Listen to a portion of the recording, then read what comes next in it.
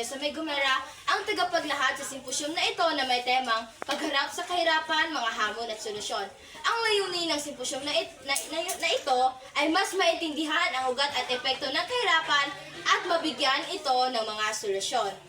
Ang kahirapan ay tumutukoy sa kakulangan ng yaman o kita upang matugunan ang mga pangunahing pangangailangan kagaya ng pagkain, tirahan, at ng pera na kailangan natin sa pang-araw-araw na buhay. Dahil ng kahirapan ay kawalan ng sapat na trabaho, kakulangan sa edukasyon, mababang sahod, at hindi pantay-pantay na distribusyon ng yaman. At ang epekto naman ng kahirapan ay malnutrisyon at pagkakasakit, kawalan ng oportunidad sa edukasyon, pagtaas ng kriminalidad, at pagtaas ng social inequality. At doon nagtatapos ang ating paglalahad. Mayroon ba kayong mga gustong idagdag o may gusto ba kayong sabihin o mga tanong? Hindi na. Ano ang papel ng mga kabataan sa paglutas ng kahirapan?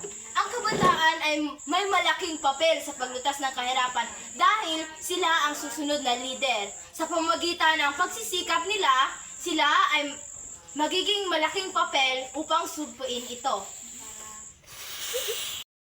Chloe, sa tingin mo ba may epekto ba ang korupsyon sa kahirapan? Oo, nakakapekto ang korupsyon. Nawawala ang mga pundo na dapat ay para sa mga proyekto katulad ng edukasyon at kabuhayan. Dahil dito, mas lalong lumalala ang kahirapan.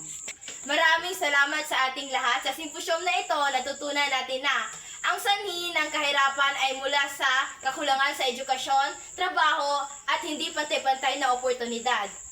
Ang epekto nito ay malawak mula sa kalusugan, trabaho, at pagtaas ng antas ng krimen.